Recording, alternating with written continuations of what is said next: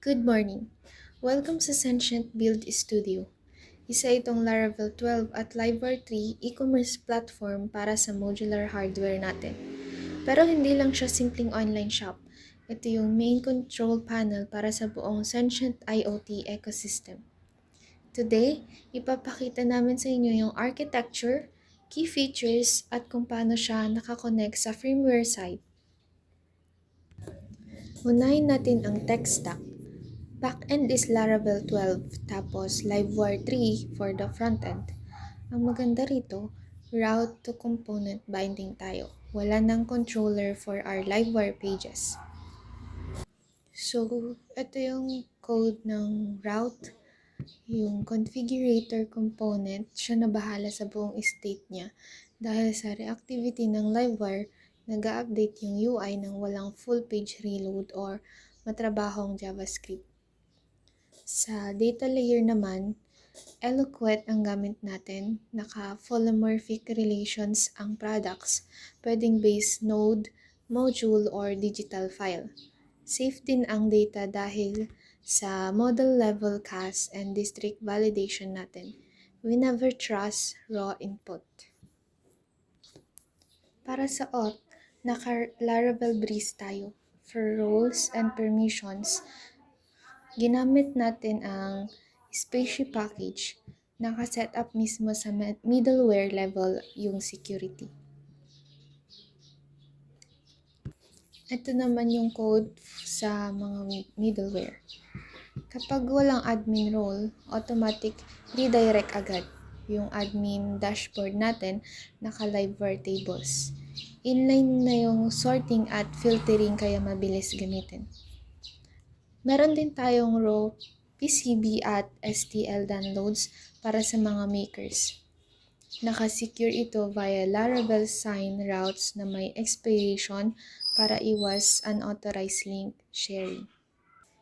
Dito sa configurator talaga nagsashine ang Livewire. Two-step process ito. First, pipili ka ng series. Pag-click mo, maglo-load yung available modules para doon. Second step, yung build panel. Habang nagtatagal ka ng modules, nag-recalculate yung price real-time sa server side. Imbis na simpleng var, model, gumamit kami ng explicit method calls para ma-validate muna yung stock bago mag-update ang state. Very defensive approach.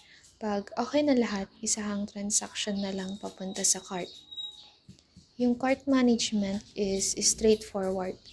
Server-side ang computation ng subtotal natin with built-in stock cap checks kapag nag-a-add o bawas ng quantity. Punta naman tayo sa IoT side.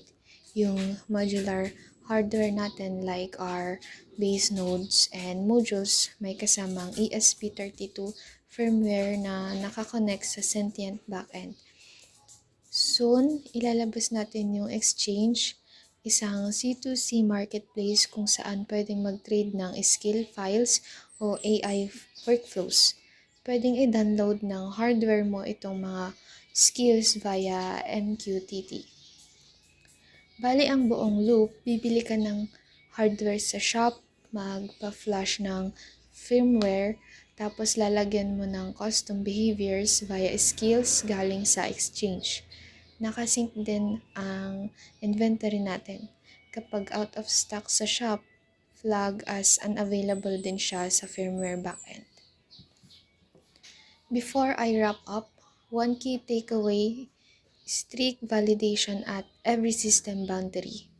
Hindi kami nagtitiwala sa incoming data. Sa Livewire, may stock checking bago mag-add to cart sa database level. Filtered out na agad yung zero stock products. Sa downloads, may time limit ang links. Ginagamit din natin ang Laravel form request bago pa man maabot sa logic layer ang data. Defense in depth ito para ma-block agad ang bad data o bad actors bago pa sila makapasok sa system.